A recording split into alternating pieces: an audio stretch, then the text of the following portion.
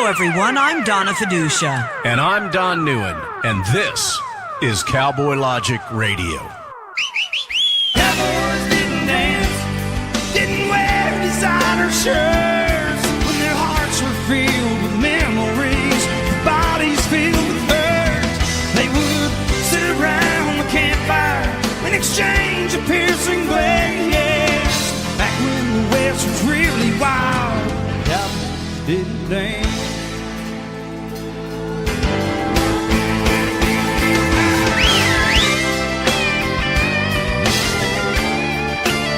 Good evening, ladies and gentlemen.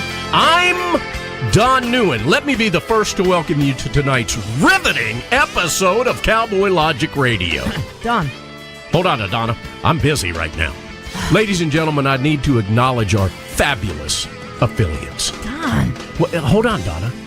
Digital Flagship Network. Talk America Radio, found at talkamericaradio.us. Okay, come on. Hold on, Donna. I've got to finish this. Terrestrial affiliates, and for those of you that don't know, that's AM and FM radio stations. WDDQ, Talk 92.1 FM, serving South... serving South Georgia. Hold on, Donna. WJHC, Talk 107.5 FM, serving North Florida. Donna, I'm almost done. Hang on. Scott James and Jack Ring, thank you so much for what you're doing down there. True. And WLBB, News Talk 1330 AM and 106.3 FM, serving West Georgia and East Alabama. Don! Hold on, Donna. Thank you, Steve Graddick. Now, let me be again the first to welcome you all to tonight's absolutely riveting episode of Cowboy Logic Radio. Yes, Donna. This is a Cowboy Logic alert. Hello, everyone. I'm Donna Fiducia. Let me just say what you did not hear recently, possibly even over the weekend, and for the last day or two. 105 missiles were sent into Syria late last week to stop Bashar al-Assad, who has gassed his own people, innocent men, women, and children again, for the second time in about as many years. The United States, along with allies France and the United Kingdom, had precision strikes on chemical weapons facilities that were highly successful. In fact, 100% successful. Do you hear anything on that from the fake news?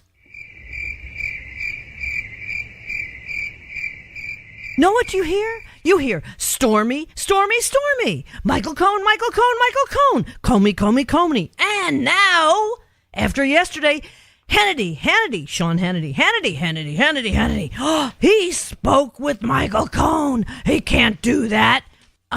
If you didn't think there was fake news before, there it is, folks. This is sheer insanity. Journalism is dead. I'm embarrassed for my former colleagues, with the exception, of course, Fox News Channel, but many of which are now at CNN, certainly in all the major networks. What a joke. An absolute joke. We have a situation where our border is getting breached, that we have a possible conflict now in Syria, because we can't let somebody gas his own people. I mean, come on, this is unbelievable. And what do we hear about a consensual tryst that might have paid off Stormy Daniels, a porn star, what was this, 10 years ago, but was paid off with a consensual agreement, a document between consenting adults. We can't have that now, can we? Because we have only one thing in mind, and that is bringing down Donald Trump. Never mind what it does to the United States of America. We don't care in the deep state. We just want to bring down Donald Trump because Hillary, darn it, Hillary was supposed to be president. Okay, I'm done. Welcome to tonight's show, ladies and gentlemen. I'm Don Neuen. Wait a minute, I have another question. No, hold on a second. Now, let's go back to the Syria situation. Last Friday when, at least when I got home from work late Friday night, the bombs were bursting in air. The bombs had just come to an end, basically, by the time I got home. What I'm curious to know is the overall effect that this bombing took place, because now that it's a couple of days into the new week, I'm still not able to wrap my head around how much damage was caused and how effective it was and how neutering this attack was on Assad's chemical production and use of this. And I don't think we are going to know that right away. But I want to take this a step further. If there's Russian collusion, if Russia had anything on Donald Trump, don't you think it would come out by now? Because this is I do. I mean, I do. If Donald Trump is in cahoots with the Russians, why would he bomb their buddy Bashar Assad in Syria? This makes no sense. Clearly, this investigation is a sham. At least in our opinion, it is. Now, I'm curious as to how many of you tolerated watching George Snuggleupagus, or whatever his name is. Snuffleupagus. Yeah, Snuffleupagus. How many of you tolerated watching him for an hour on Sunday night when he did that softball syrupy promoting of the liberal agenda interview with one James Comey on ABC? I had to take a shower. I know, but I actually sat and watched it. And the reason that I sat and watched it was because I knew I could record Mark Levin's show that aired at the same time that featured Charlie Kirk. And that's what I really, I can't remember the other young man. Daniel Horowitz? Yeah, Daniel. First of all, we're close to Charlie Kirk, so that meant a great deal for us to be able to watch Charlie that. Kirk, Turning Point USA, and Daniel Horowitz, Conservative Review. But, and two great young Americans. Absolutely. Absolutely. So great to But see let's them get on back the to what I'm talking about, which is this goofball, kooky interview that took place.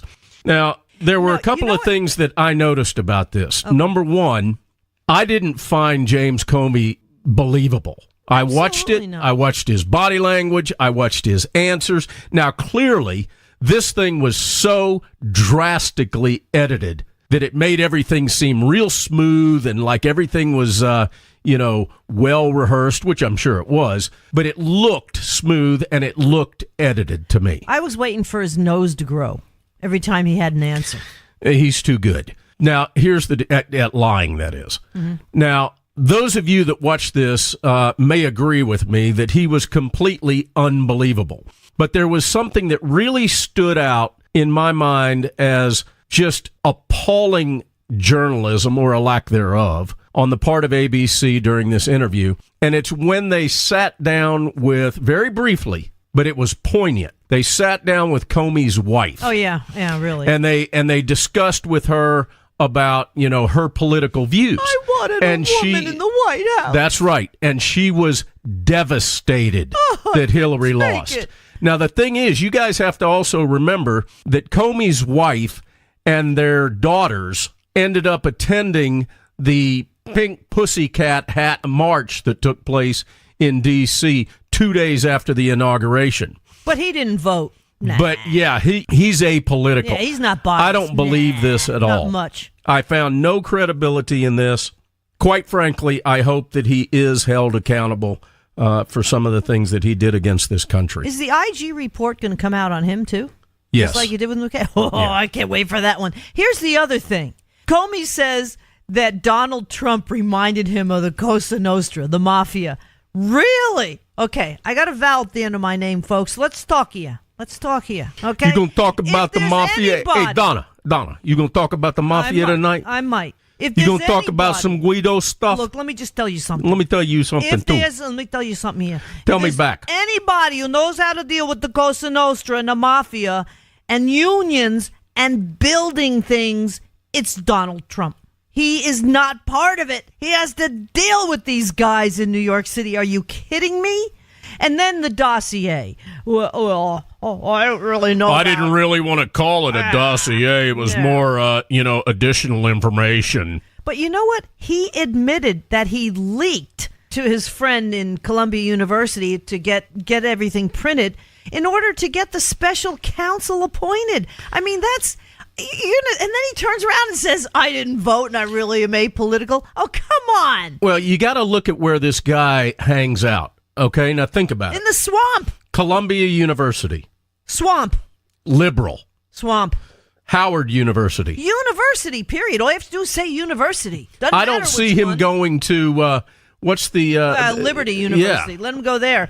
And Liberty University, though, won't shout him down like 99.9% of the other universities that are commie libs will shout down someone like Charlie Kirk, who goes there to talk. Well, and Stephanopoulos was absolutely sickening in his... there he is. James. There he is in his black SUV, getting on the FBI private jet for the last time in his career. Yes, and tell me, what did you think about? Do you think you gave the election to Trump? Last time on the FBI, it'll be last trip. And I gave my That was notes. a pretty good impersonation of Stephanopoulos, don't you think? Yeah.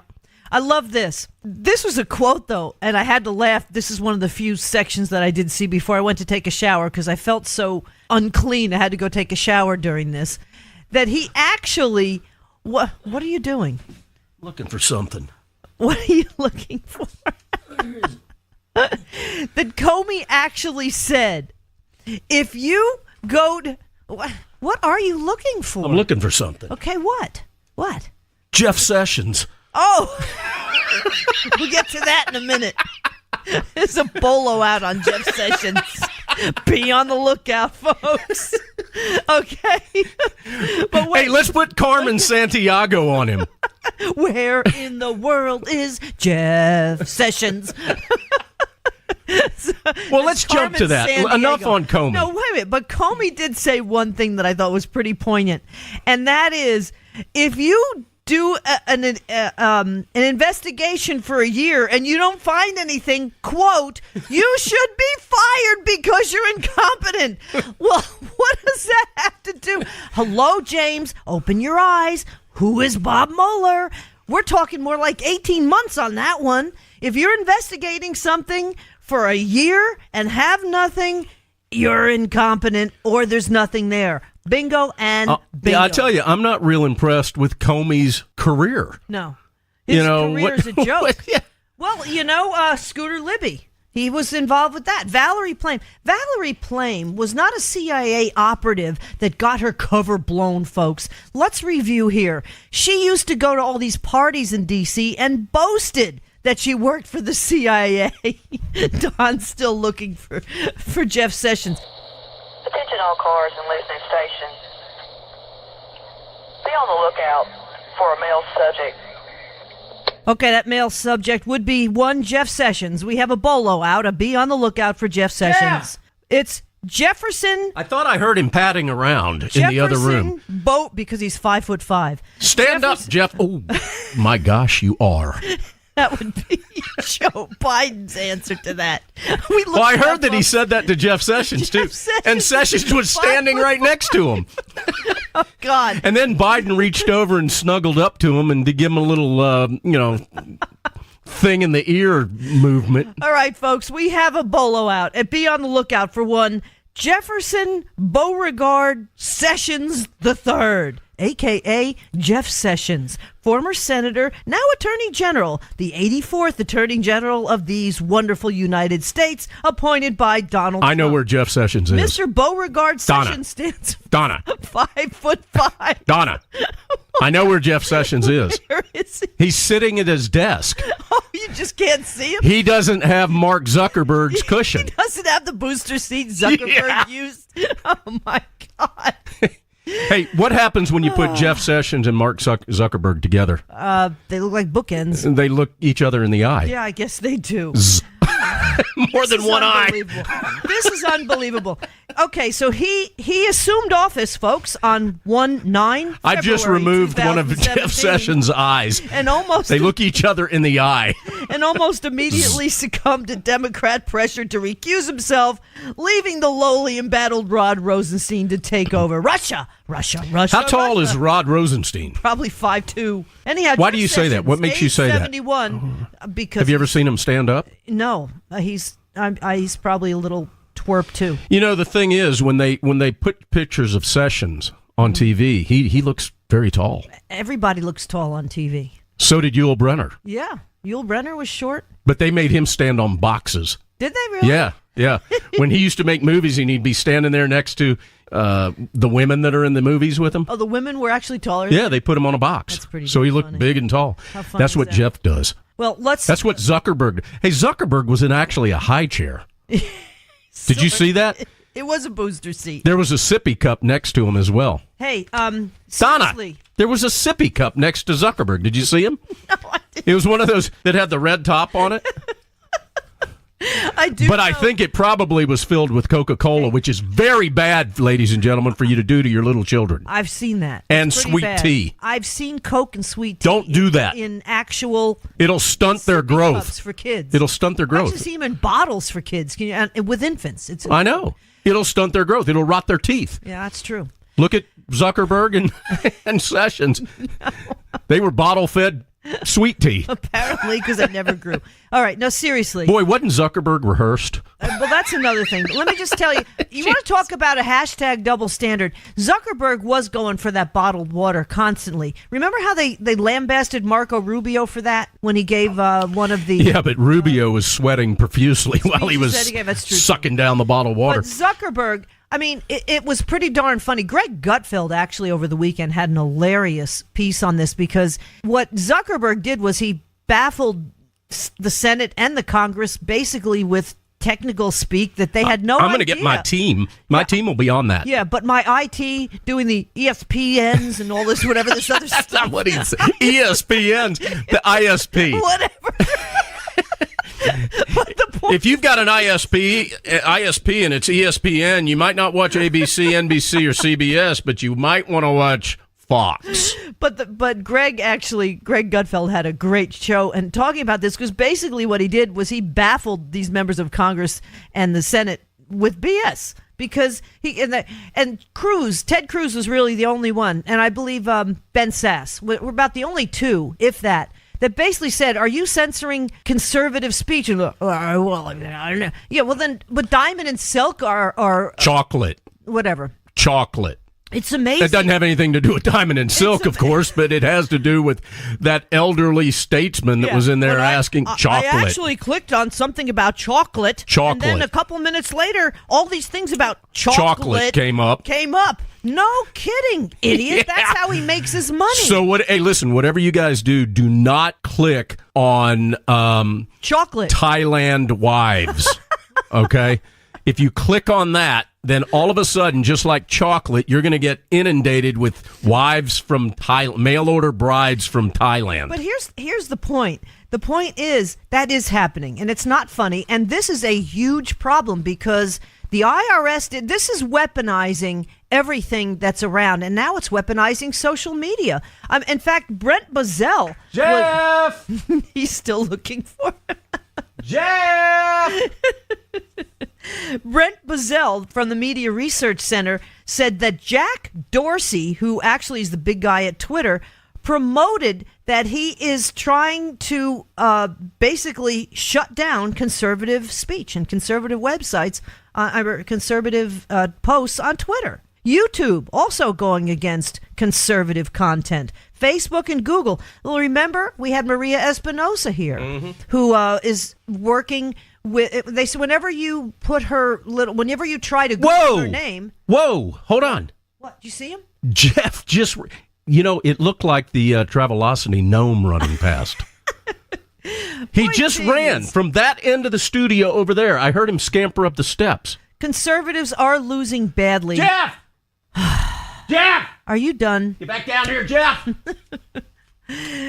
We do want to know where Jeff Sessions is, but conservatives are losing the social media battle greatly because so many people that are in control of it basically are commie libs. That's the bottom line. Zuckerberg gets up there and says, well, we are in Silicon Valley. That doesn't make any difference. Unfortunately, if you're really restricting free speech, that's a problem. That's a problem. They couldn't restrict free speech, though, of terrorists 8 gazillion times, could they?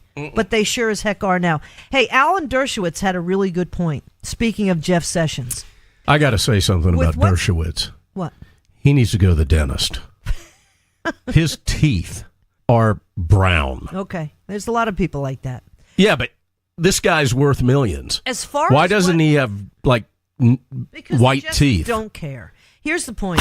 As far I cared enough to talk about it. We only have a couple minutes left. Here's what's going on. The situation with Cohen, this is huge, as you well know, because it really does go to the attorney-client privilege. And if this is going to set a precedent, no pun intended, when you're talking about the president, that's huge because that affects everybody. When you rush an attorney's office for no reason, when the attorney was actually cooperating with you, just like you did with Manafort, this guy Mueller is out of control. However, what Rod Rosenstein did, and apparently Rosenstein, who is Jeff Sessions' number 2 guy now, and overseeing what's going on with Russia, allowed this to happen. He's putting this in the Southern District of New York's jurisdiction. And you know what?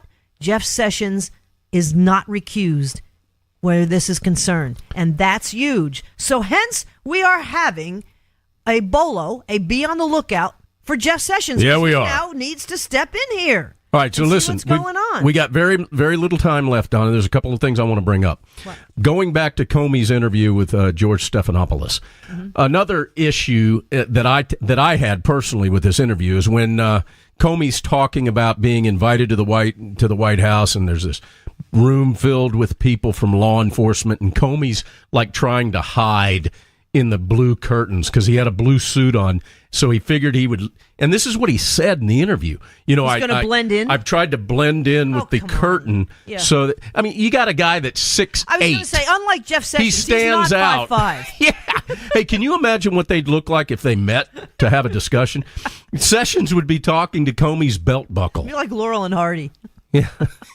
Hi, Mr. Comey. But this... Hey, that was pretty good Jeff Sessions, don't you think? Actually, yeah, it was pretty good. Hey, now we're going to get serious. We got a real serious show coming up here.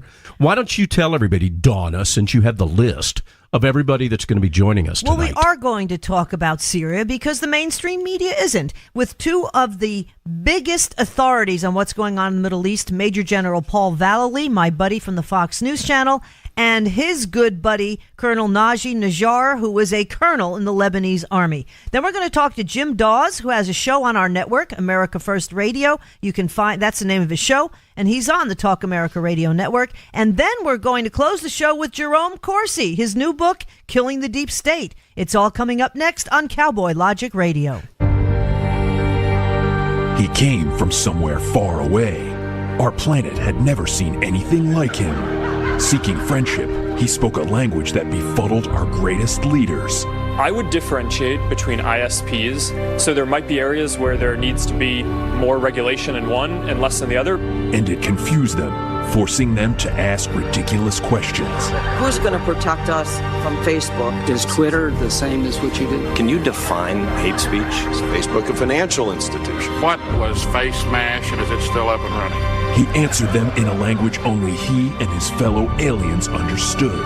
I will have my team follow up with you. Have my team follow up. My team. This spring, witness the incredible story of a being from another galaxy, being probed and tortured by human stupidity.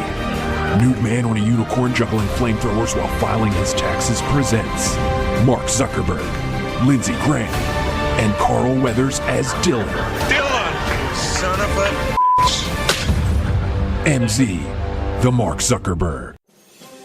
Hi, thank you for listening. My name is Ron Phillips, and I'm the owner and operations manager of Talk America Radio. It is with great pride that I offer you this 24/7 stream of some of the finest talk radio programming in the country, but I need your support. We are a listener-supported network. That means we need your help to continue to offer the quality programming you're hearing right now. If you're able, please visit talkamericaradio.us and click the Support Us button. Your donation will go a long way in helping us continue to share the American voice. Thank you. Hello, and welcome back to another edition of the Chronicles of Lower Education with your host, the Fed Up Professor. I've been paying attention to the language in college diversity and inclusion websites lately. As the Academy becomes more authoritarian in its quest to create a multi-gendered collectivist rainbow utopia, its jargon is becoming less and less comprehensible. Hold on to a handrail and listen to this. Cultural competence is acceptance and respect for difference, continuing self-assessment regarding culture, attention to the dynamics of difference, ongoing development of cultural literacies and resources. There's more, but my brain just froze over. How about this from an institution whose name you would recognize? Our multicultural competence and peer education inclusion ambassadors train and educate the university community in multicultural competence, allowing them to explore the world through a more progressive perspective. They teach a workshop called The Game of Oppressions, I'm not making this up, taking participants through a 3-hour heuristic experience in which, quote, visible and invisible inequities and injustices in the American social system are brought to life. The object? To reach enlightenment, but the path, they warn, is difficult. Enlightenment. That's kind of a religious term, isn't it?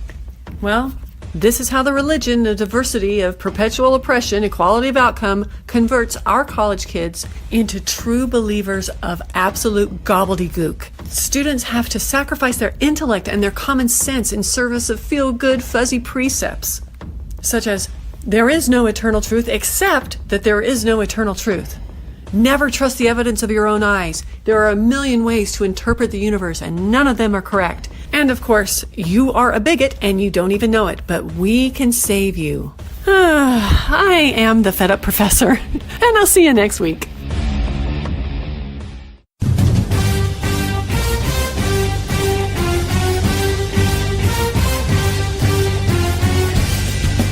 This is Don NEUEN, co-host of the Drive Time Sit Rep.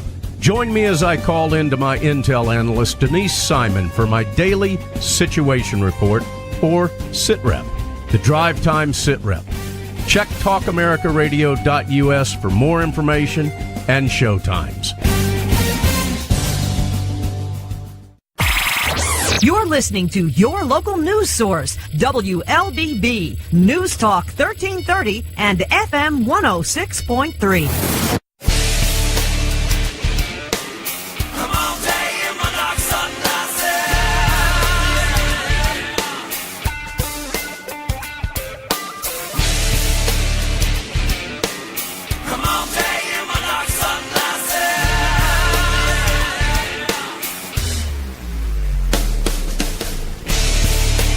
Welcome back to Cowboy Logic Radio. I'm Donna Fiducia, along with Don NEUEN. And as we get into the show this week, obviously over the weekend, President Donald Trump decided to flex some military muscle and try to make our little buddy over there in Syria think twice about dropping some chemical weapons on his own people. And so there's no people better to talk about this than one Major General Paul Vallely and one Colonel NAJJAR. We'll start, Naji, with you. Naji is a former intelligence officer in Lebanon during the civil war there. He currently resides in California as a real estate investor, but he is a Middle East advisor on terrorism and political affairs for Stand Up America and Major General Paul Vallely's organization. Now, remember, also during President Clinton's administration, Naji hosted a meeting in the U.S. Congress to help Joseph Bozansky and Congressman Saxon and Congressman McCollum. They were attempting to save the fate of southern Lebanon. He's also obviously talked to many lawmakers through the years about what's going on in the Middle East. And Naji, thank you so much for joining us as usual here on Cowboy Logic Radio. Don, my pleasure.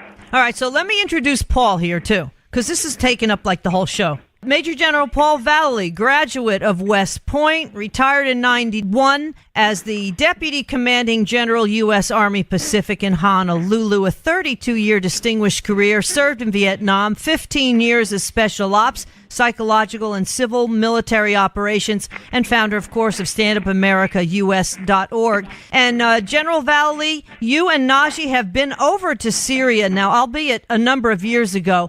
But can the two of you talk a little bit about what is going on, the whole situation as far as whether you think Donald Trump did the right thing, and also basically how Russia and Iran are playing a part in this? Why doesn't Colonel NAJJAR start off, if that's okay, and then I'll follow up? Okay, go ahead, Naji. Yes, the president have done the right thing, Donna, by striking at Assad. Lots of misinformation out there. sponsored by Russia, saying that the rebels have shelled their own enclaves to create a casus belli in order for America to intervene. There is lots of misinformation on that subject, which is, of course, untrue. Since Obama redline, when he never respected it, the Russian pinpointed the U.S. weakness, and since then they had an easy time having their client Assad targeting its own population with all sorts of weaponry, chemical barrels. There isn't a single missile or weapon that Russia wanted to test in their military arsenal. They finally tested all of these on Syrian soil. Of course, Syria witnessed a rebellion against Assad that has multi-layer. In the multi-layer Syrian conflict, as we spoke earlier in previous speeches, the Syrian conflict has the first, it's the layer of the local alliances. You had Russia, North Korea, China, Iran, Syria, Assad, Hezbollah, all one axis against the US, Turkey, Saudi Arabia, Qatar, and the Gulf country. This first layer is mainly focusing on the energy of the region. It wants to control the oil well, the gas pipeline, through the geopolitical race happening in the Middle East.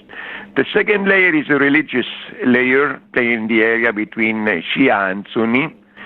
The third layer was a civil revolt between the population that the Assad regime have ruled Syria for 40 years will steal empire. The fourth layer comes within the Arab-Israeli conflict also, whereas the Syrian chessboard is a complex chessboard to solve. Naji, do you feel that Syria, we create a void so many times, as we did with Iraq and Lebanon, by getting rid of these tyrant dictators, but many are thinking Syria needs to be chopped up, possibly between the Sunnis and the Shiite? No, it's a bad idea, because remapping the area will create more conflict. This is one of the errors the U.S. have done, trying to interfere in Syria. It only interfered from the Kurdish card in northern Syria. The U.S. established some 10, 11, 12 military bases in northeastern Syria supporting the Kurdish militia. The Kurdish militia wants to fragment the area, form their own states. Removing Saddam was the biggest mistake in the Middle East that America did during the Iraq. I agree. Okay? By removing Saddam, the U.S. have opened all the way to Iran to control all the Middle East, the Levant, arriving to the Mediterranean. The Russians are trying to establish their own military base on the Mediterranean so they can consolidate power after they lost Yugoslavia, when Kosovo was created and fragmented. Then they lost Iraq, Saddam Hussein, then they lost Libya. So by losing Syria, Russia went aggressively into Syria, not to save Assad, but to maintain its own interests, which it wants a naval presence on the Mediterranean in Tartus. From there, they can disrupt all of NATO activity in the future, especially that Syria is not too far from the Suez Canals. And from Syria, they're trying to approach Egypt right now.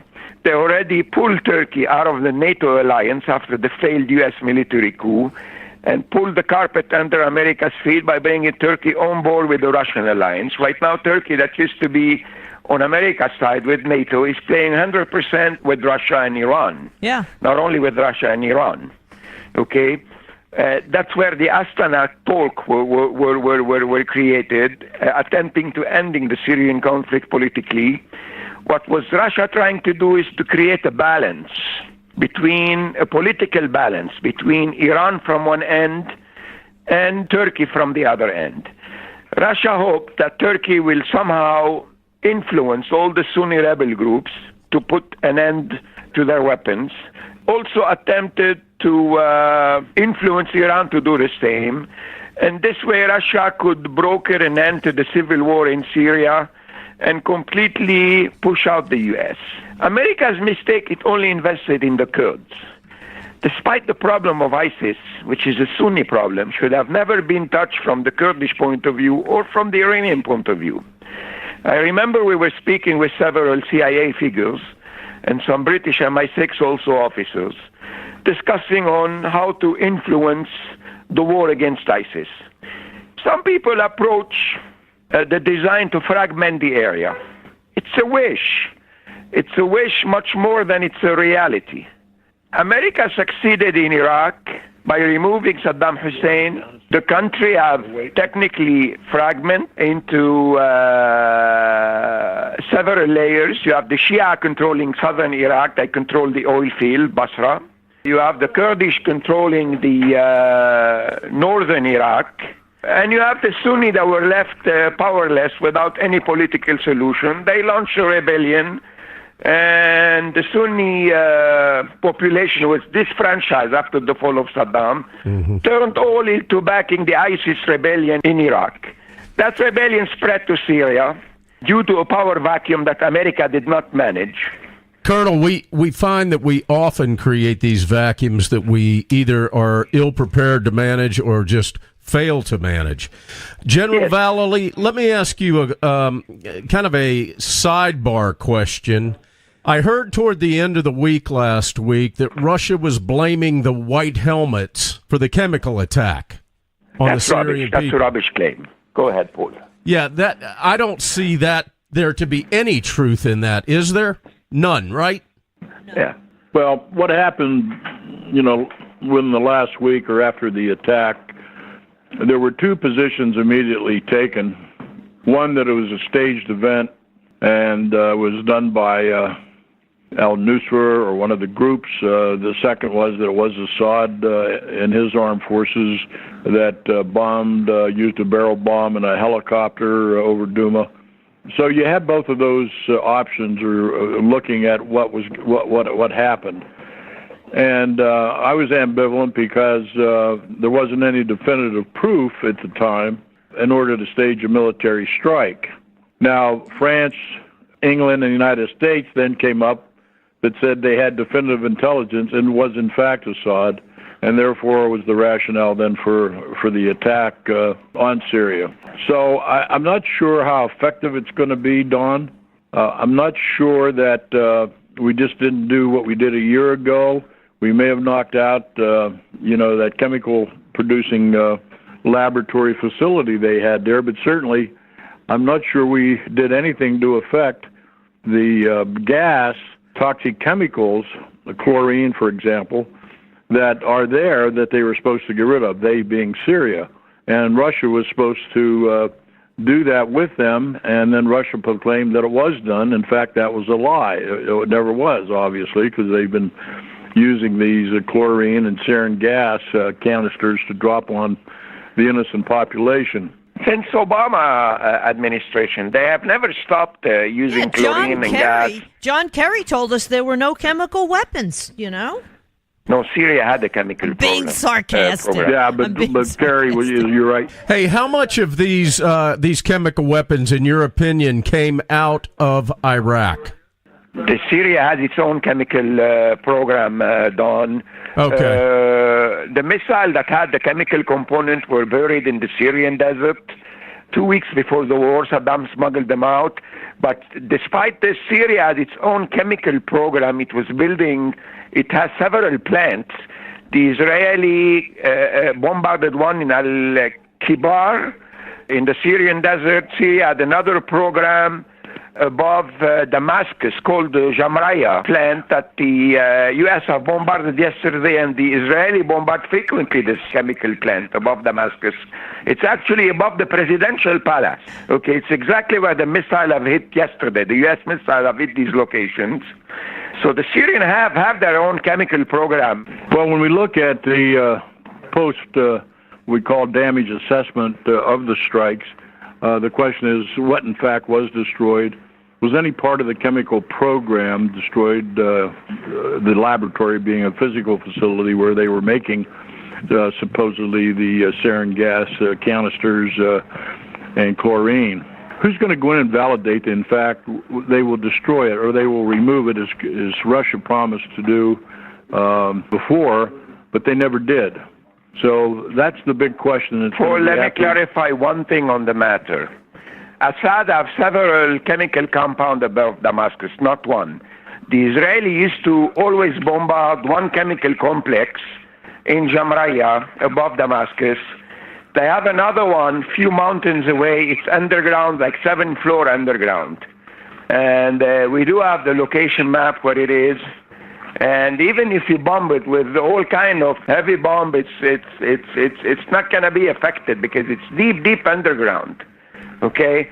So I guarantee you, the U.S. strike yesterday was the right thing to do, but it was insufficient because Assad is playing the U.S. If the U.S. think that it knocked out Assad chemical complex, no, there are others places hiding underground. Where do you think Assad is right now? Do you think he's in Syria or he's hightailed it out of Dodge? At his presidential palace. The traffic was fluid, business as usual. Syrians were chanting and dancing in Damascus Street in defiance of the strike that did not get affected by anything. Life is as normal. Wow. So That's really we sad. accomplished almost nothing in our opinion, but we'll know a little more when they do this bomb damage assessment. But as Najee said, he's either in a presidential palace. He also has a presidential compound on the coast. No, he was at the palace. They photographed him. So he could be either place. We don't know, but that's all right. He's protected, and we haven't done anything to move it forward to make sure that they put in new leadership in Syria. So somehow that I've been recommending, only Trump and Putin can solve this. They need to meet within the week. They need to work these things out, and they need to move forward because nobody else will do it other than the American and the Russians. Though the British and the French, joined in on the attack. So those are certain things that have to be set in place, and we'll have to see what happens in the next 48 hours. Paul, I object to one thing, that Putin and Trump are on two different trajectories in Syria. And Russia in no way is going to let the U.S. do what it wants. It already alienated Turkey to its side. Iran will never sit along with the U.S., and this is why I would say that we're running two different trajectories here and two different calculus in Syria. I don't think these two parallels will ever meet on any point together. Trump did the right thing, but it's insufficient. In my opinion, the U.S. need to go more aggressively on Assad and harass him better than a one-strike show. A one-strike show is not enough. He have repeatedly bombed his population with gas. He did it in Damascus a few years ago when Obama was president. He's done it again in Khan Sheikhoun. Yesterday he did it before the U.S. strike. So by saying Trump did the right thing, he sent the right signal out there, okay, not to test the U.S. resolve. What's more important in this balance, Russia is testing America's willingness to respond to whatever Assad is doing on the ground. And by showing soft, the Iranians are going to continue their massacres. And it's a never-ending show over there. Colonel, do you feel that Trump's decisiveness and his strike, especially the way it was portrayed to the public, because, we kind of had an idea that this was going to happen. We sure didn't know when. Trump comes out on, I think it was Friday, and says that, he and Melania are going to eat, and the next thing you know, we're striking Syria. Do you think that created a useful impression on Putin, the way this took place? Yes, it did. It did create a useful impression on Putin, but they're going to keep on testing him. The Russians are going to keep on testing Trump to what extent they can do their own things.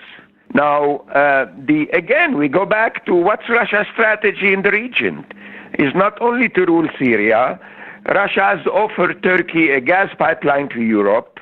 Russia has offered Turkey a nuclear plant, $20 billion. Russia is offering El-Sisi in Egypt another nuclear plant. So Russia is expanding. What is America doing? Okay, besides the Saudi pay the cash only. But don't rely on the Saudi to fight any war. And Israel is not enough to challenge the whole Iranian mess in the area. Now, again, define the threat. Who's the threat? Al-Qaeda or Iran? Al-Qaeda is finished. ISIS was beaten in Iraq and Syria. There is few pockets left. Nothing major. Iran is the major threat. Geographically, they control the entire Middle East from Iran to Iraq to Syria to Lebanon. Why should Russia and Iran give America its own way in Syria? They will never do that. This is why America and Russia will never intersect in a solution in Syria. Never. Never. It's competition. Yeah. Well, let me say there's only one person that can do a deal in Washington, D.C., and that's President Trump. Nobody else is capable of doing a deal with Russia. So if they don't get together and resolve some of these really important situations in the Middle East, then, as Najee said, nothing will be done. So two resourceful leaders can meet. They can solve things. That's why I've been recommending a meeting in Reykjavik, Iceland, just like Gorbachev and Reagan had met. If not, it's just going to continue to go on, and Russia will fill all the vacuums there. Trump wants to disengage, which I agree with him, as much as we can. We have other problems that we have to deal with, such as North Korea, our borders, the economy, our national debt. So these are things that have to be focused on. And the question is, how important is Syria to America and national security and doing the right thing? So those are the things they're going to have to discuss and resolve. We're talking with Major General Paul Vallely. I had the pleasure of working with him many times at the Fox News channel. You've probably, if you saw his face, folks, you'd say, oh, yeah, that's right. I've seen him on TV. 32-year distinguished career.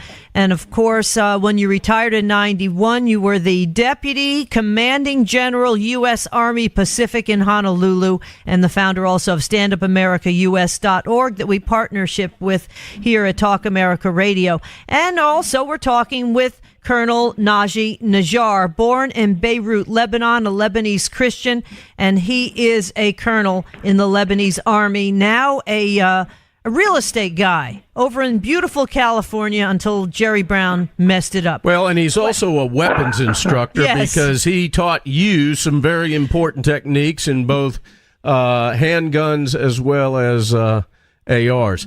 Gentlemen, let me both ask you this. What is going on and how, and I'm hoping I'm not opening up a negative answer here of some information I don't want to hear. How are your friends that were with the original true Free Syrian Army, how are they doing and how are they faring through all this? They're still there down on the ground. They're being marginalized by the Turks. The Turks are playing their own game in northern Syria. They never received any real support. Damascus was a capitulation. They had to evacuate Damascus in buses because the Russians have applied blitzkriegs over Damascus. Everybody's confined to Idlib. America's only playing the Kurdish card in the north. In my opinion, when you have a Sunni powerhouse, which Syria is a majority Sunni state, you have 30 million population, a population with a total of 30 million, 25 million are Sunni. Okay, so you cannot bring the Iranian to solve the problem, and you cannot bring the Kurdish to solve the problem. You have to, you have to create a Sunni proxy and try to find a solution within the house. America's mistake is borrowed an outside player trying to fix up an internal job, which will definitely not work. In my opinion, this is the only way that America can solve this problem. As Paul said it, if the Russian and American can meet somewhere in the middle and force a solution, but you definitely need to have a balance of force in here. You need to have a balance of force versus the Russian in order to impose a solution. The solution will never be implemented by diplomacy or by soft power. No, you need to use hard power in order to function in the Middle East. Yeah, we certainly learned that from Barack Obama. You're soft, it doesn't work. We only have about a minute left. Paul, real quick, have you been able to talk to Donald Trump or possibly any people within his circle about what to do here? No, I did send him my U.S. Border Control Plan, which is getting heavily looked. I think that's one of the reasons he moved the reserves down on the border. But we're producing 2 documentaries at Stand Up America, one on the border and one on the silent coup in the deep state. I'm doing that with Jerry Mullen, who produced Dinesh Souza's documentary. So those are 2 important projects that we have. I'd tell everybody to come to our website, StandUpAmericaUS.org, and follow what we do and also get on our newsletter list. But Najee and I both thank you for having us today. We appreciate it. Absolutely, gentlemen. And again, ladies and gentlemen, StandUpAmericaUS.org. We are very proud to have been partnered with Major General Paul Vallely and StandUpAmericaUS.org for, I'm thinking it's got to be going on about 5 or 6 years at this point. And it's such great work that you guys are doing. General, I wanted to give you about another 15 or 20 seconds, if you can, to expand on how people can reach out and help StandUpAmerica.us. Yeah, just go to our website, join us, donate, support at StandUpAmericaUS.org. And contact us, contact Ray DiLorenzo, who is our editor for the newsletter. We put that out every Saturday morning. We probably put out the best intelligence reports on national security than anyone, so we're very proud of the information we can gather and then the information we can share. So that's how you do it. There's nobody that knows more about what's going on in Syria than you, Major General Paul Vallely and Colonel Naji NAJJAR. We thank you, gentlemen, both for joining us here at Cowboy Logic Radio. And we'll talk to Jerry Mullen about this upcoming movie. Yes, how cool is that? No, it's confidential now, so. Oh, okay. All right, then we won't. Not anymore. It's not. Even though I put it out, it's still a covert operation. Oh, okay. Hey, well, I tell you what's not covert, and that's my views on the fact that Donald Trump needs to pardon Dinesh D'Souza so that he can once again vote. And Mike Flynn. Absolutely, that would be great. Okay, well, you guys take care. Go ride your horses, and we wish you the best. We love you guys. Love you too, General. Thank you. Thank you, Colonel. Don, thank you very much, and we'll speak soon. All right, and coming up next on Cowboy Logic Radio, we'll be talking to Jim Dawes of America First Radio, AmericaFirstRadio.com, and then to close out the show, Dr. Jerome CORSI. It's all coming up next on Cowboy Logic Radio. It's all around me.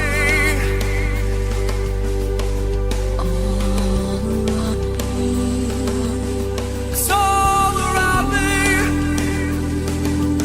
It's all around me. Yeah.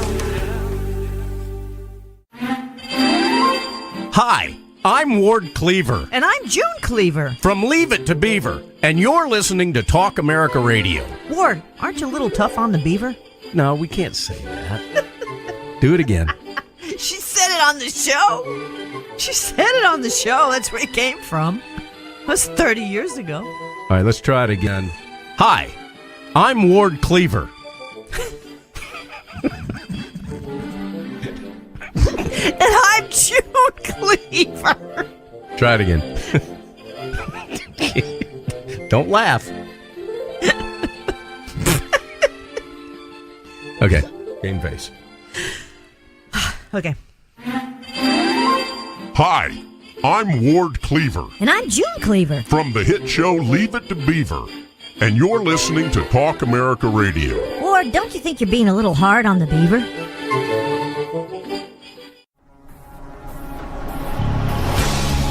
Hi, everyone. This is Don NEUEN. And Donna Fiducia from Cowboy Logic Radio. You know, Donna, America is a much safer and well-informed place in the middle of the night for one reason. Do you know why?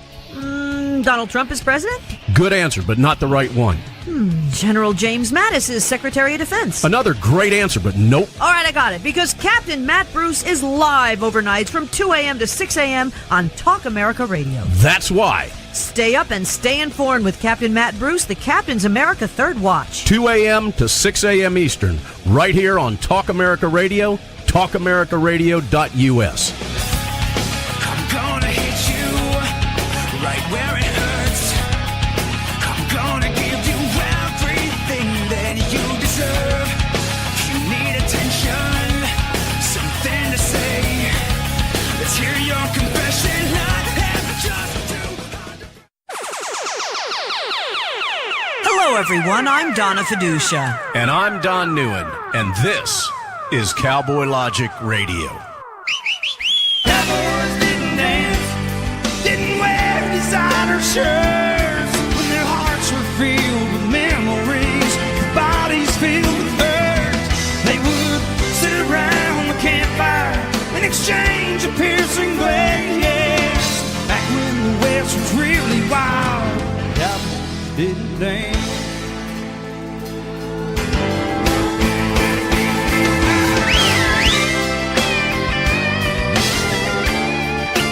Welcome back to Cowboy Logic Radio. I'm Donna Fiducia. Good evening, ladies and gentlemen. I'm There you go. Don Neuen. Let me be the first to welcome you back to Cowboy Logic Radio. Ladies and gentlemen, I cannot express in the human language how thrilled I am to be with you tonight. So and I would like to also... I can't even keep doing this with a straight face, Donna. No, you can't. But that was pretty good, don't you think? Yeah. I mean, I can't even come up with human language to describe how thrilled I am to be with these people. But I'm surprised you've been so subdued lately. I guess I've been because, pissed off, well, quite frankly. I guess that's a lot what of it is. I people got are. moody. We've lost attorney-client But I'm privilege. back, ladies and gentlemen.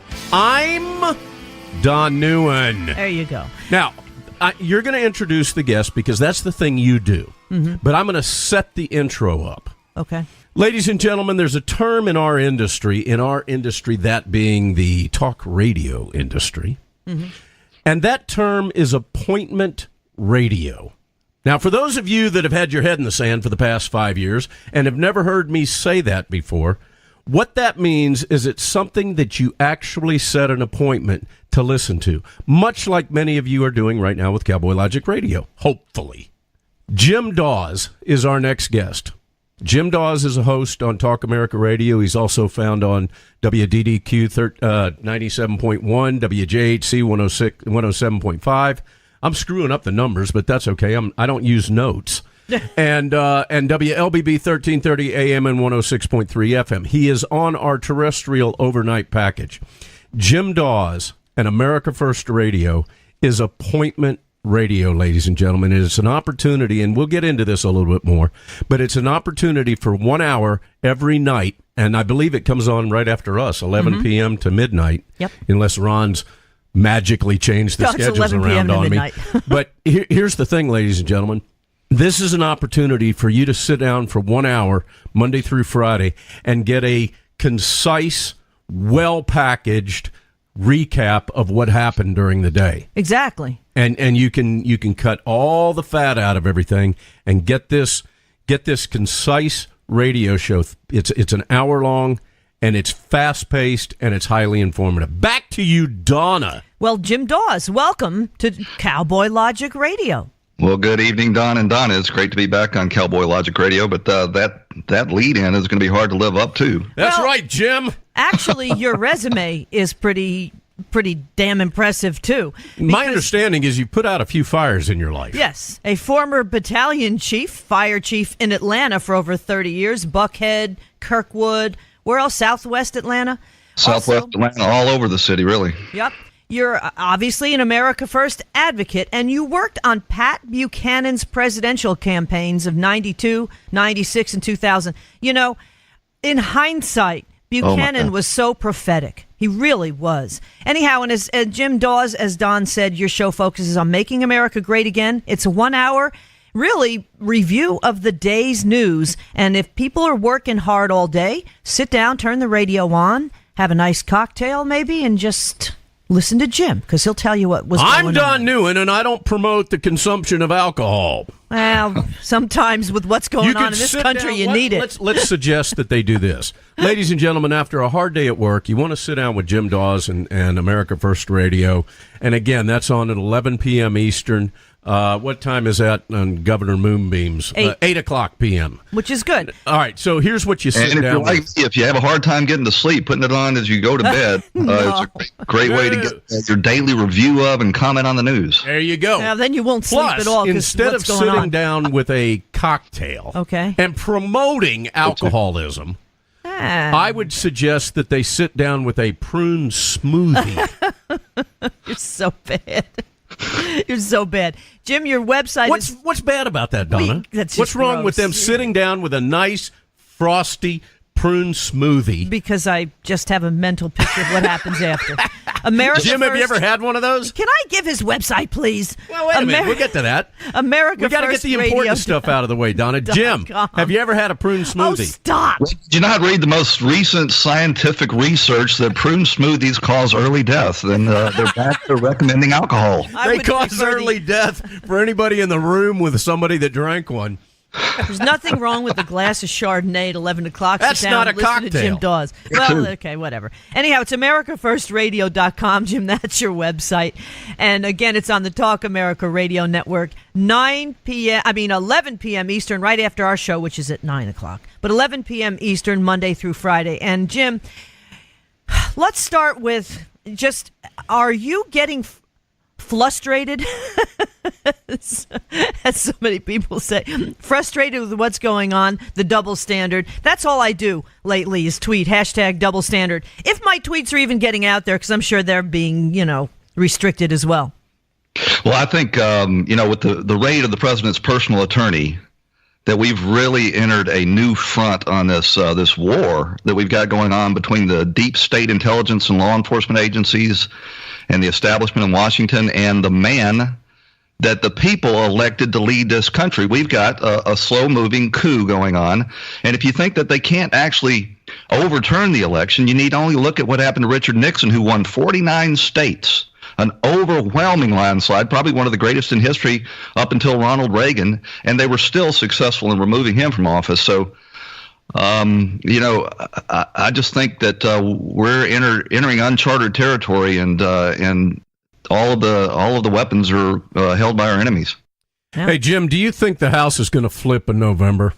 I do not. That they warned us that Texas was going to be go blue as well. That turned out to be a fraud when all the numbers came in. The Republicans vastly outnumber Democrats. But you can never underestimate the GOP's ability to screw something up. They could literally. Well, I'm not allowed to say that term on the air, but shoot themselves in the foot. Circular firing squad. They are just 41 stupid. Republican House members so far that have thrown in the towel. Yep. When this ought to be easy, the double standard that you talk about, Donna, is something that the American people recognize as patently unfair, and they could use it to motivate their base if they had the fight within them. But I just don't see it. I think if it were anybody other than Donald Trump, we already would be looking at impeachment. Donald Trump is the only person I've ever seen stand up. See, even Richard Nixon, it was almost like they had a situation like they just have a conscience too much, whereas Trump is a street fighter. I disagree. You got to love it. I disagree, Donna. If it was anybody other than Donald Trump, impeachment would not be heard. We wouldn't be hearing that. Why do you say that? Because if it was anybody other than Donald Trump, including the candidate that you and I wanted, Ted Cruz, he would be probably almost as big of a threat as Trump is to the left. But he wouldn't stand up to it. Yeah, I don't think. My point is anybody other than Trump would not. They would not cause this type of hatred on the left. I disagree. The left is absolutely rabid, don't you think? But it's gotten progressively worse. No pun intended with the progressive comment. So does rabies. The whole thing is, okay, they got Nixon out of there. They tried to get Bush out of there. They just don't want to elect a Republican. That's really it. They tried, with the hanging chads and everything else. But now that the whole country has moved so far to the left, and you've got a bunch of kids coming up, the snowflakes that are, anti-gun and everything else, and they're really stormtroopers as far as free speech is concerned, they are more out in the open with it now. That's really what it is. Well, I do agree with Don that they're going after Trump because he is, an outsider and an interloper and refuses to conform to the establishment's program in Washington. But I also agree with Donna that this guy's got a real fight in him, and he's not going to roll over. The thing of it is, he's got 90% of the establishment media arrayed against him, as well as the international bankers, the international Marxists. Everybody is trying to pull this guy down like a bunch of Lilliputians, in Gulliver's Travel. And if you don't believe that this Trump derangement syndrome is an actual mental illness, I would just challenge you to read the pages of the Wall Street Journal and the New York Times for a week, and you'll find articles and op-eds that are so divorced from reality or journalistic ethics, or they read like the rantings of a madman, and they're designed for one thing, and that's to bring down this president. Journalism is dead. And you talk about the Wall Street Journal, and everybody says, oh, that's owned by Rupert Murdoch, and they're more conservative. Bull crap. They are not conservative by any stretch of the imagination. They might be a little less radical, but they're really they're not a little more conservative. capitalist, but they're not conservative in the social sense. They have been advocating for open borders for decades now, and they want to. They're globalists, and what we're seeing is an alliance between the globalists and the international bankers and the socialist Marxists. Now, I know that's hard to believe, but they can coexist, and they have proven that in Europe. And they want to turn the United States into another country like Europe, where they can have democracy, the illusion of democracy, while the elite continue to govern us. Yeah, and that's really scary. I'm old enough to remember when the voting age was lowered to 18 because, well, if you can go grab your M16 and go to Vietnam, you should be able to vote, which everybody agreed with. Well, they're far from that now. And I think these 18-year-olds that are still playing video games in mommy's basement are going to graduate maybe with $300,000 in bills in higher education if they get that far because they're studying basket weaving and wonder why they can't get a job when they get out. I think we ought to raise the voting age back to 21. Well, I agree, because this cohort that is emerging as new voters are thoroughly indoctrinated by the cultural Marxists. And I think, we're right at a tipping point now. Yep. Trump was truly a savior for the historic and traditional American nation. If Hillary Clinton had got in there and been able to consolidate the gains of Barack Obama, who was, in fact, a Marxist. Yep. And no one talks about that. I'm thoroughly convinced that he was a Manchurian candidate. And you said you're going to have CORSI on next. You can ask him about how Obama was raised by Frank Davis. Marshall Davis. Absolutely. Well, here's the thing, guys. You've got a large percentage of millennials that have no idea what the Holocaust is. Yeah. How can they be qualified to vote? Hey, illegals can vote, too. Well, I don't know if they don't know what the Holocaust is. For going on 2 generations now, they have taken school children to Washington, D.C., and the first stop they make is the Holocaust Museum, which is an important, historical education, but they also use it to sort of inculcate that white guilt. Why, the Holocaust Museum is contained on our National Mall, I've never been able to understand. It didn't happen here, and it was the United States and the Allies that put a stop to it. There was a study that was done last week that showed that the vast, more than 50%, and I want to say 2/3 almost, of millennials didn't know what the Holocaust was. Yeah, it was a recent survey because it was Holocaust Remembrance Day last week. And so that was highlighted, and they had no idea. It's unbelievable. Well, I mean, you can count me as jaded, but I've stopped trusting polls or surveys. I agree. True. The thing is, the bottom line is, what's his name? Mark Dice goes out and talks to these liberal puke millennials in Huntington Beach, California, and he'll ask them about these fabulous new taxes that are going to be imposed against white people, and black people are exempt from them as some type of a reparation. So you got to admit, these millennials, for the most part, many of them are dumber than a box of rocks, and they're completely indoctrinated. Key branches of government, Don. I mean, I agree. Educated in civics. What they're educated in is political correctness, multiculturalism, and social justice warriorism. But when I think when Trump opted out of the climate change accord and started renegotiating these international trade agreements, he's really dismantling a lot of the things that the cultural Marxists and the international banking community have put in place in order to transfer huge wealth from the Western nations, including the United States, to the third world. And I think that they see Donald Trump's presidency as a mortal threat to them. And I think that this raid on the president's personal attorney shows that they will stop at nothing, absolutely nothing. No level of outrage or hypocrisy or double standard is going to stop them from trying to get Trump. And they think that the American people will roll over and take it, and I'm not sure that they're wrong. Well, I think, yes, in some respects, anything goes. They cheat, they lie.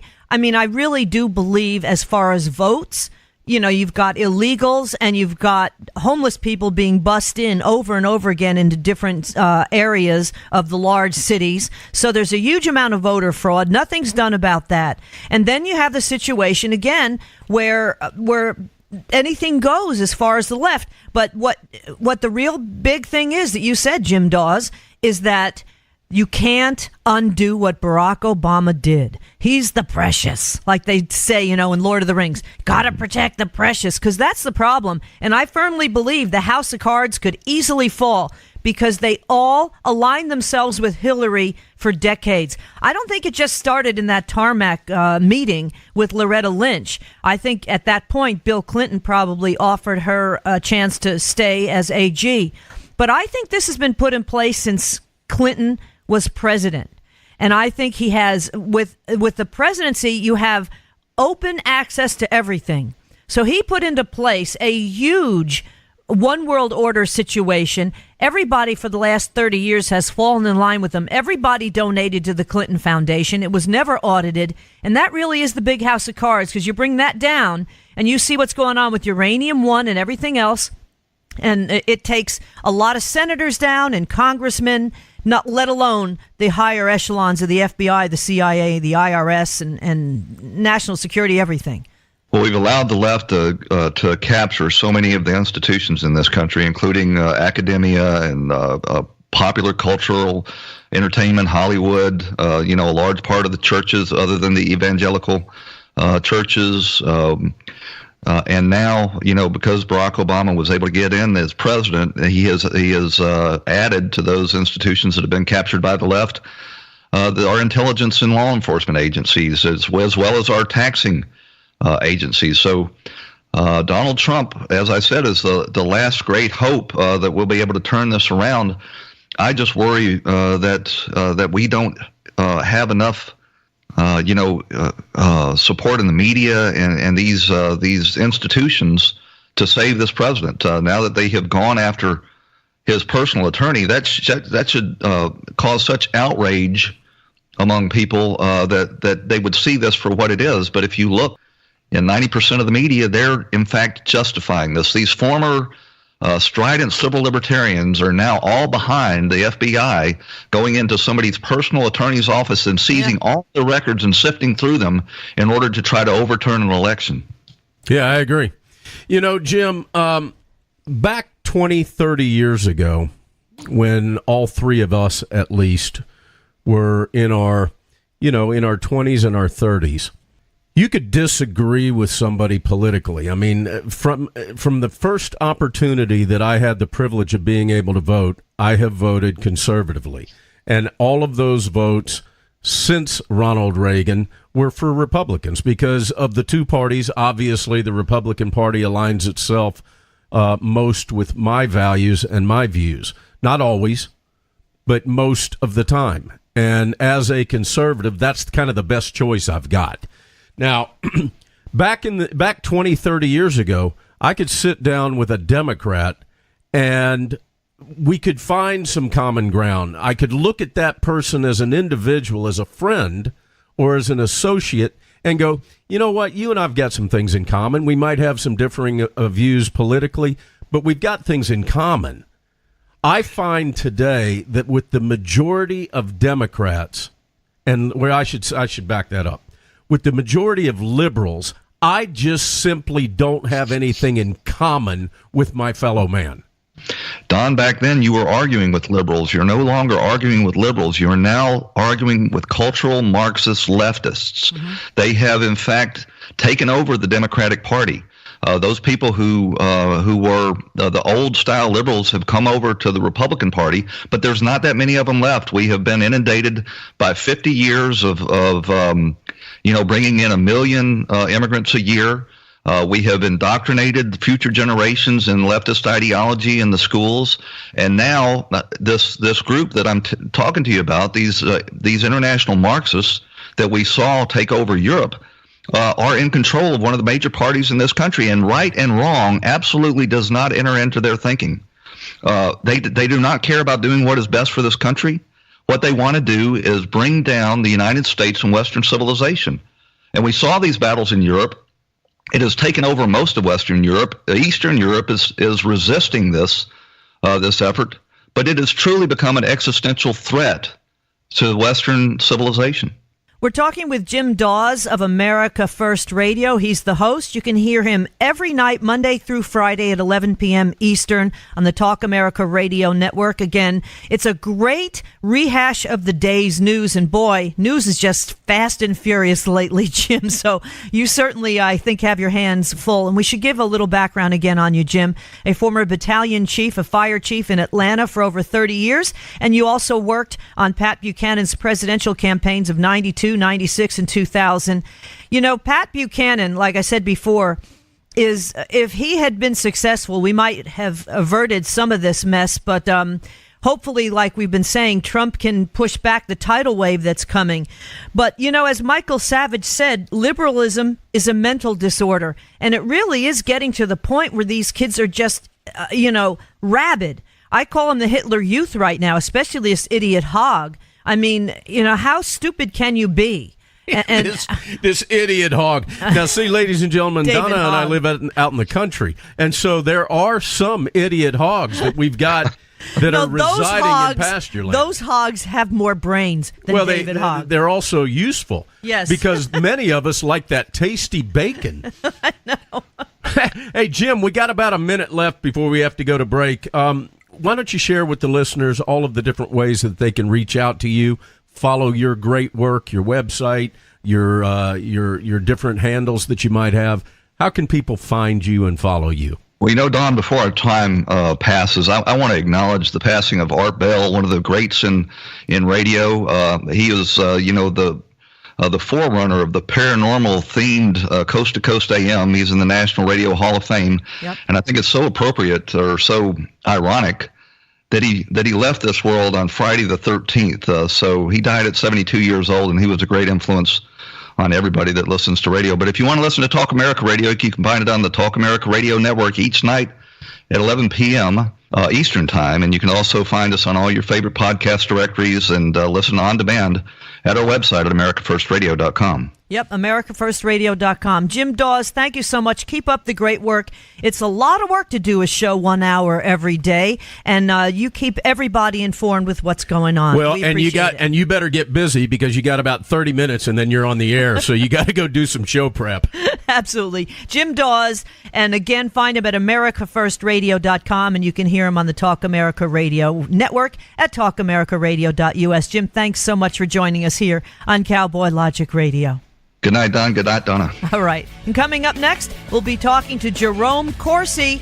Yep, he's fighting the good fight for Donald Trump. Coming up next on Cowboy Logic Radio.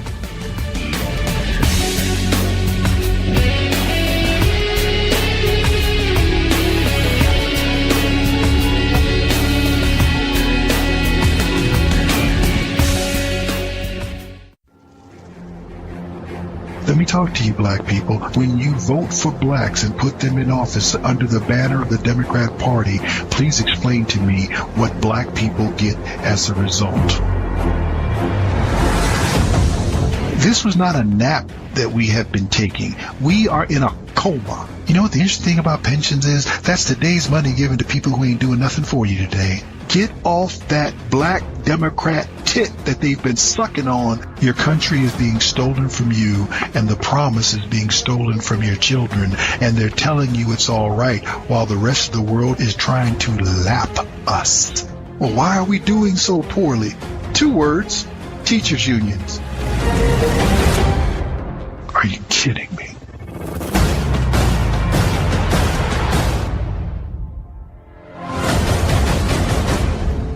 Black Man Thinking, Monday nights, 9 p.m. This is Denise Simon. 18 hours a day, I live in a world as an intelligence analyst. Intelligence analyst. Intelligence analyst. Intelligence analyst. Intelligence analyst.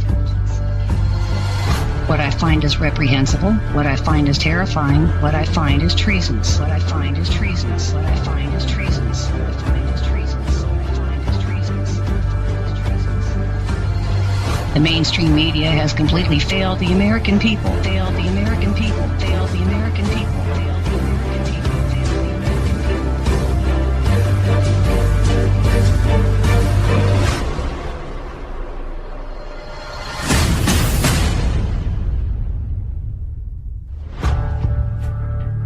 Join me for the Denise Simon Experience every Thursday night at 9 p.m. Eastern.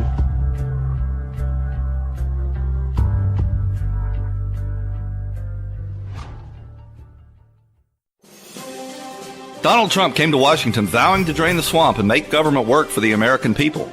But the swamp creatures in D.C. aren't going down without a fight, and the deep state is determined to overturn the election and keep their gravy train rolling. In these turbulent times, it's critical for patriots to stay engaged and be prepared to defend this president. You can stay up to date on Trump's battle to make America great again by listening to America First Radio with Jim Dawes each weeknight at 10 p.m. Eastern on the Liberty Feed. The deep state wants to stop Donald Trump. Now, Jerome Corsi's powerful new book, Killing the Deep State, rips the lid off the secret war against Trump. Killing the Deep State reveals the shocking plot by the FBI, CIA, and NSA to end the Trump presidency. It's already a #1 Amazon bestseller. Newsmax says you can't ignore Killing the Deep State. Get it at bookstores everywhere or check out the free offer. Go online to deepstate411.com or call 800-406-0921. You're listening to your local news source, WLBB, News Talk 1330 and FM 106.3.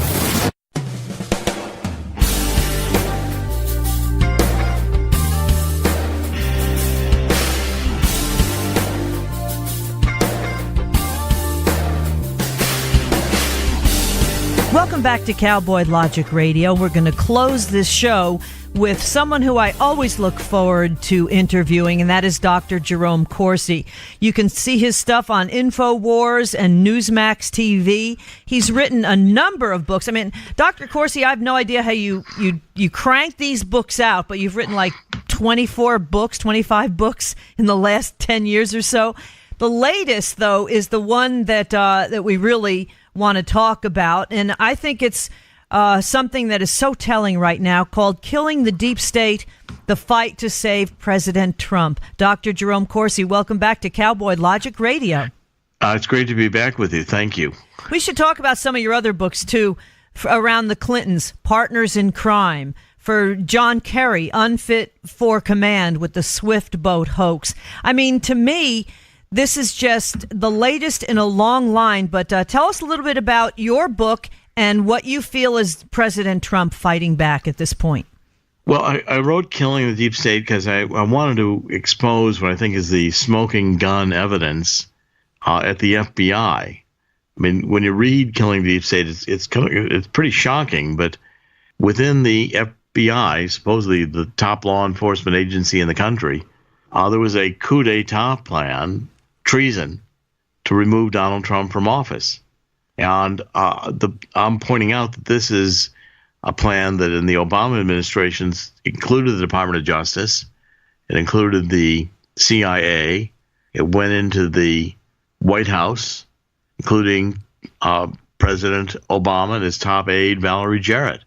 And it was a coup d'etat plan. So this deep state has begun, I think, to not only go its own course in policy, but to feel like it can commit treason to remove a president it didn't like.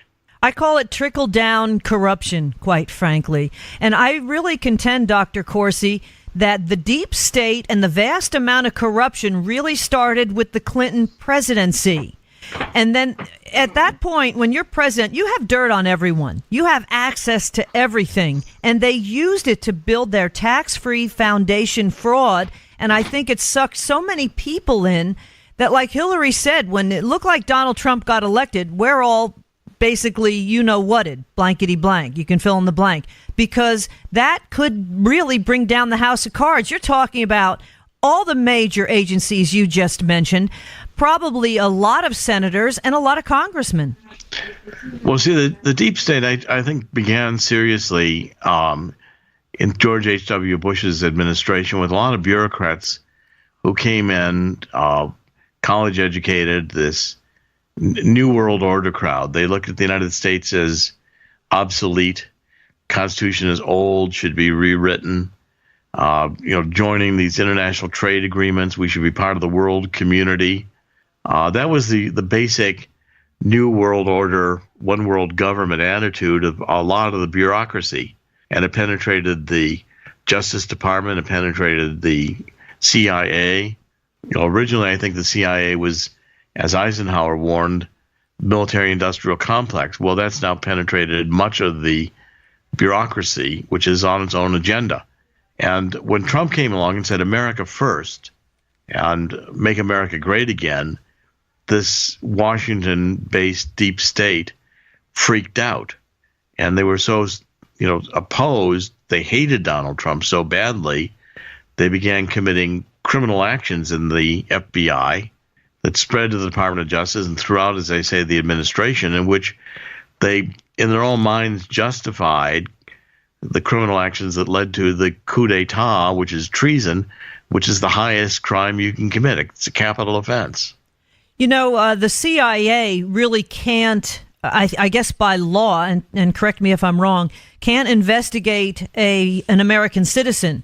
So this had to be hatched by Brennan. I believe that, and nobody knows he's a Muslim. They don't talk about that. I think that really is a huge problem that's trickling down through the government as well, because that is total control. And that is a religion, if you want to call it that talks about total control. And that really plays in with the deep state. But anyhow, didn't Brennan have to more or less refer to the FBI so this could be investigated? Well, see, what happened was in the FBI, and we now know that from both, from the Inspector General, when we get these emails between these two lovers, Peter Strzok and Lisa Page, that they were, in McCabe's office. He was the deputy director of the FBI. Inspector General's report yesterday said he engaged in criminal lying under oath, including to the Inspector General, and criminal leaking to the press. They said, well, we have to have an insurance policy in case Trump wins, that we can have a way to impeach him. And they latched on to this Fusion GPS dossier, which was done by Christopher Steele in London, an MI6 agent. And even Comey told Congress under oath that the FBI couldn't validate or authenticate the Fusion GPS dossier. So you start out with Comey 3 times putting his signature on a FISA court application to do electronic surveillance of Donald Trump and his campaign, in part using that document to, as it were, be proof of Russian collusion. Now, Comey was lying either to the Congress when he said the document was worthless, or to the FISA court saying he thought it proved Russian collusion or was evidence of Russian collusion. Either way, Comey's lying, one way or the other, criminal offense. And Brennan was behind this whole idea of advancing the Fusion GPS and that there was Russian collusion that could be traced back to Trump, trying to get all the intelligence agencies to say that, it was Trump colluding with Russia that got the break-in of the Democratic National Committee emails that were released to WikiLeaks. Well, Donald Trump had nothing to do with that. The whole Russian collusion, by the way, isn't even a crime. But on this basis of this lie, the electronic surveillance was not only conducted, but it was shared with the White House. Valerie Jarrett unmasked the names, and they were leaked to the press. Again, crimes Barack Obama had to be aware of. I don't think it would have happened if Barack Obama didn't authorize it. This was the electronic surveillance continued through the transition.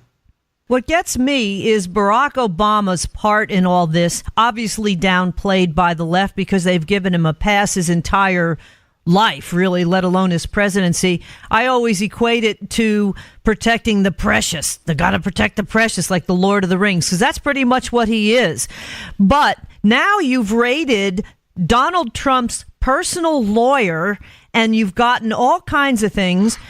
How? First of all, what if it does show that, he went to Ukraine and might have had some dealings in Ukraine? And what if, you know what I'm saying? How can this stuff be used? Because it's attorney-client privilege. This is a whole new lowering of the bar. Well, first of all, I built a compelling case in Killing the Deep State that Barack Obama has never stopped trying to undermine Donald Trump. He's really kind of the wizard behind the screen. Mm-hmm. And he's going around to all these foreign countries saying, don't worry about Donald Trump. He'll be gone pretty soon. and we'll be back. Maybe we can get the election even nullified and Hillary will be president. But don't deal with Donald Trump because, he's going to be not there very long. Okay, so all of the Mueller investigation, which now failed, and by the way, I think it's important to recognize Mueller failed. If all he can indict is 13 wacky Russians who did some posting on social media during the election, but didn't really didn't impact the outcome of the election, didn't collude with Donald Trump or his staff in the campaign, then Mueller's out of gas. He has nothing. So now he's down to thuggery. He arrests a college professor, Ted Malloch, whom I know quite well. Got Ted Malloch's memoirs published by WorldNet Daily when I was there. Malloch taught at Oxford Business School. But Mueller grabs him at the airport. He's coming in. He's an American citizen. He's coming back to have Easter with his wife's family in Ohio. Mueller separates him from his wife, throws him in a room, has somebody interrogate him for hours, takes his cell phone away, and slaps him with a subpoena to come before the grand jury. That's thuggery. That's KGB.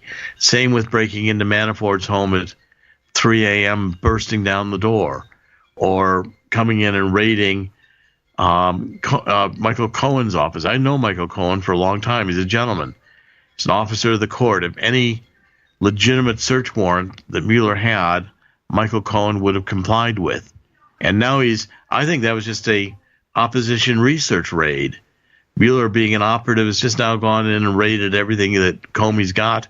So he knows all the internal secrets about Donald Trump's business operations, and that'll show up in the midterm campaigns with leaks out of Mueller's office. Yeah, the tax returns, needless to say. We're talking with Dr. Jerome CORSI. You can find him on InfoWars and Newsmax TV. He's got a PhD in poli-sci from Harvard. Dr. CORSI, I have a degree in poli-sci from Seton Hall University. So I guess that's the reason why you've written 25 books since 2004, and I have yet to write my first one. But Dr. CORSI's latest is Killing the Deep State, the Fight to Save President Trump. You feel that the pardon of Scooter Libby, and I agree, by the way, is a shot across the bow to Mueller. Well, yes, because Scooter Libby was a political operative on Cheney's staff. And we know his prosecution was a political prosecution. I mean, even the chief witnesses against Scooter Libby have now admitted they lied. Now, when Trump pardoned Scooter Libby, he sent the message to Mueller, I'll pardon Flynn, I'll pardon Manafort, maybe I'll even pardon Michael Cohen. And by the way, Scooter Libby his lawyer was Victoria Townsend. Victoria Townsend's married to Joe DiGenova, who is a former U.S. attorney, and these two are attorneys in Washington, D.C. Trump tried to put Joe DiGenova on his staff. Joe DiGenova, I've been on panels with, together with Judicial Watch, on the Clinton Foundation crimes. Joe DiGenova's solid, rock hard, and Victoria Townsend's other client, is William Campbell.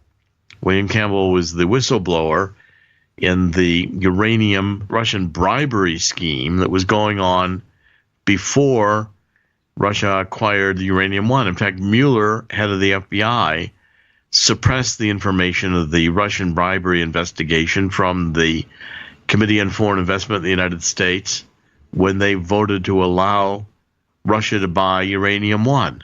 Now, Hillary got $147 million on that deal through the campaign, through her foundation. And Mueller's net worth is $18 million from an FBI career. Now, I wonder how much of that 147 Mueller that Hillary got, she managed to get over to Mueller in the form of corporate board appointments or corporate assignments or whatever. But this whole thing is corrupt. And what Victoria Townsend and Joe DiGenova know, they're much better advice than he was getting from this baseball name guy, Ty Cobb, with the stupid mustache, who's just a Washington, D.C. lawyer, tells you, don't do anything to rock the boat. Ty Cobb was predicting Mueller was going to wrap up by Thanksgiving a year ago. Well, if Donald Trump is listening to Joe DiGenova and Victoria Townsend and taking the steps to pardon Scooter Libby, which he just did, this is the beginning of the Trump counterattack, which I predict was going to happen. And when I wrote Killing the Deep State, the first phase had to be that Mueller failed. So like a chess game, Mueller attacked, he's playing black, he attacks, doesn't checkmate the white king. Now it's Trump's turn. The counterattack has a much better positioning of pieces. It's going to take a while to put it in place. It may take a year or two. But the end game is Trump wins. And the end game, even if Trump has to call military tribunals, he's going to bring Hillary Clinton and Barack Obama to trial for treason.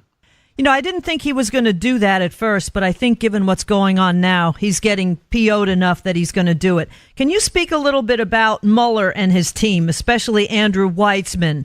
And we've had Sidney Powell on a number of times talking about how these people are great at keeping evidence from the people they are investigating till they're ruined, and then it's too late. And in the case of Andrew Weitzman, gets things reversed 9-0 in the Supreme Court.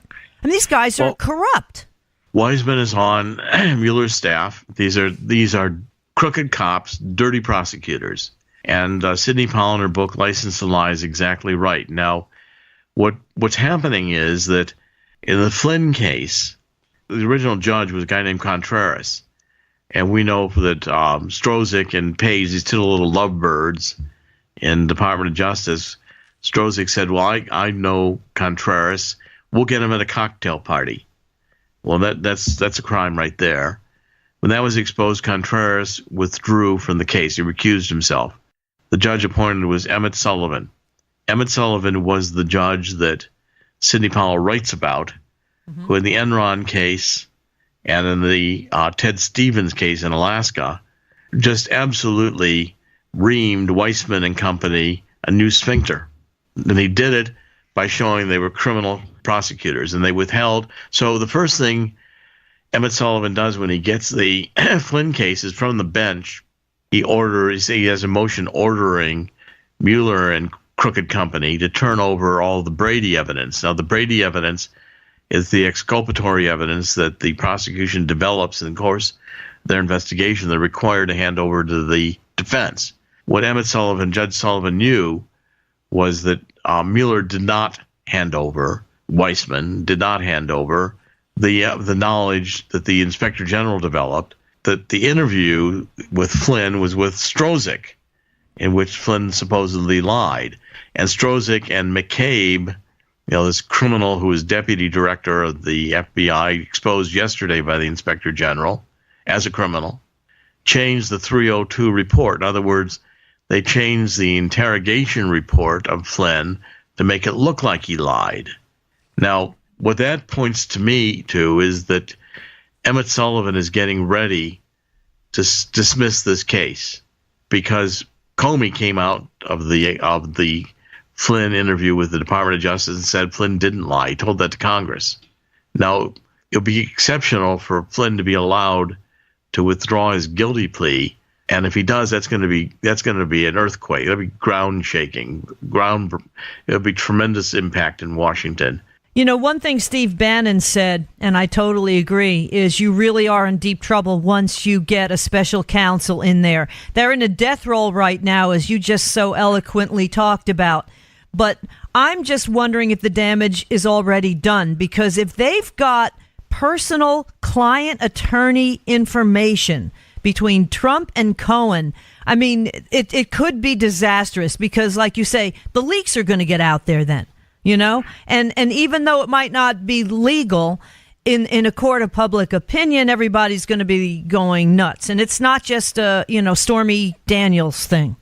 Well, first of all, Mueller's going to be pretty disappointed because Donald Trump is not going to be easily caught. He also has no emails whatsoever. Trump never wrote an email. I thought that was Bill Clinton that did that. Trump didn't either. Okay. Okay. Now, secondly, Michael Cohen might have. I think what basically Mueller is going after is Michael Cohen's own business dealings. He wanted to compromise Michael Cohen, so he turned state's evidence against Trump. That's not going to work. And another thing that was done last week that very few people recognized was that Trump demanded that a military intelligence operative from Flynn's staff, who was fired by McMaster's, a guy named Ezra Cohen Watnick, is now positioned in the Department of Justice to oversee the counterintelligence operation and to be watchdog over Rosenstein. Now, Congress wants all these documents turned over, and Rosenstein refuses to do it. I'd say that Ezra Cohen Watnick will have produced what Trump needs to fire Rosenstein with cause in about 48 hours. And I think that that's what's brewing right now. Trump has begun a counterattack. And the first part of the counterattack is going to be to discredit Mueller's operation and to close him down. And one or two steps are going to make this look very different. And when Trump has the opportunity to talk about this McCabe Inspector General report, it clearly establishes the basis for a special prosecutor. People like Representative Nunes and the Intelligence Committee in the House are going to pick up on this and going to say that the Department of Justice is now so corrupt it can't investigate itself, which will demand a second special prosecutor. The corrupt Mueller operation is at risk of being shut down, and Mueller's doing everything necessary, including these thug raids on Michael Cohen, thug raid on Manafort.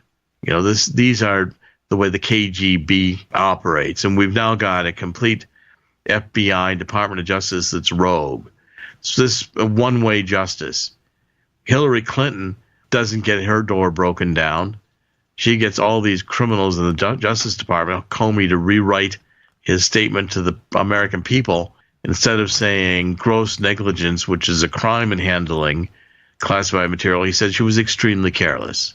You know, Loretta Lynch wants it just be a matter. It's not a criminal investigation. Comey, who the left is now fawning over, and by the way, publication of Comey's book on top of my book was not an accident. I'm still fighting with the New York Times to be on the bestseller list, even though I've outsold about 2/3 of the books on the list, because the New York Times doesn't want the book read. They don't want you reading Killing the Deep State. They want you reading lying books that attack Donald Trump. And the attempt to shut my book down, you know, with Comey's book backfired because Donald Trump, I think, torpedoed Comey's book, and the Inspector General's report shows McCabe calling Comey a liar, saying, you know, McCabe tried to tell the Inspector General that his lying version of events as to why Hillary was not prosecuted was better than Comey's lying view of events. So the two of them are now at odds with each other. I think Comey's book is going to go down in flames because it's really kind of a joke. He contradicts himself. Even George Stephanopoulos in some of the excerpts I saw, because I'm refusing to watch it, basically said, you know, why? Almost like really kind of contradicted Comey, and I was surprised. We're talking with Dr. Jerome Corsi. His latest book, Killing the Deep State, The Fight to Save President Trump. Folks, please go out and get it. Dr. Corsi, I think we need to put a bolo out. Be on the lookout for Jeff Sessions. Where the hell is he? Well, Jeff Sessions is going to be given a choice. If he is trying to, you know, he did appoint this inside counselor, who, you know, prosecutor who was outside of Washington, this John Huber in Utah, and he's working with Inspector General Horowitz. By the way, the release of that report on McCabe was no accident. I'm sure that Trump was doing everything he could to get McCabe that report the same time Comey's book came out. If there's an investigation going on, there's some 470 investigators already on the case. I think there's several investigations, criminal investigations going on. Now, what this guy Ezra Cohen Watnick is going to do, put pressure to remove Rosenstein, is you get somebody in Rosenstein's position who's a Trump supporter, who understands the law, is not one-sided, where the Democrats get a pass and the Republicans get crucified, then Rosenstein's going to be gone. And that's Mueller's protector. They've been buddies for a long time. With someone powerful and honest in Rosenstein's position, you can have both Mueller shut down and the request of Nunes and others in Congress for a second special prosecutor championed and presented to Sessions. At that point, if Sessions doesn't go along, Sessions can be either go along or get fired. Pressure is building so that Sessions, even if he says, I'm going to do the law strictly, the special prosecutor law allows a special prosecutor to be appointed when there's a conflict where the Justice Department can't investigate itself. And the Inspector General's report on McCabe gives all the evidence that situation currently exists, and it's going to put tremendous pressure on Rosenstein and on Sessions. Did President Trump, we only have about a minute left, did he actually appoint Rosenstein or did Sessions? No, I think Sessions, or Rosenstein was there. I think it was Sessions' job. I don't think, it doesn't matter, really. The point is that Rosenstein has now shown himself to be such a supporter. Trump made numerous mistakes in hiring. Reince Priebus, Tillerson, I can name them off, Gary Cohn. But the point is, Rosenstein has shown himself to be a Mueller protector, even authorizing this raid of Michael Cohen's office and all of his other properties. My point is the counterattack is beginning, and I wrote Killing the Deep State so that if you read it, you're going to be able to follow how Trump is going to proceed to an endgame in which I'm saying Trump wins. Trump needs everybody's support, and the book lays out the case of a treasonous coup d'etat, and it shows how Trump is going to, against great odds, turn the tables and begin a counterattack, which I think has just begun this past week. Dr. Jerome Corsi, from your lips to God's ears, please. Folks, his book is Killing the Deep State, The Fight to Save President Trump. Please get it. And this way you can actually read a book that has some substance as opposed to James Comey's piece of garbage. Jerome Corsi, thank you so much for joining us here. It's always a pleasure having you on. I love your insight. And being tax day, I want to end the show with a thought for today in light of tax day. Until 1913, Americans kept all of their money. That was the year income taxes were implemented. Before that, we had schools, colleges, roads, bridges, railroads, parks, and a military. Just a thought for the day. Dr. Corsi, thank you so much for joining us here on Cowboy Logic Radio. My great pleasure. Thank you. All right. Can't wait to talk to you again. And that winds up another Cowboy Logic Radio for this week, folks. Find us at talkamericaradio.us and cowboylogic.us. I'm Donna Fiducia along with Don NEUEN. Until next week, God bless America.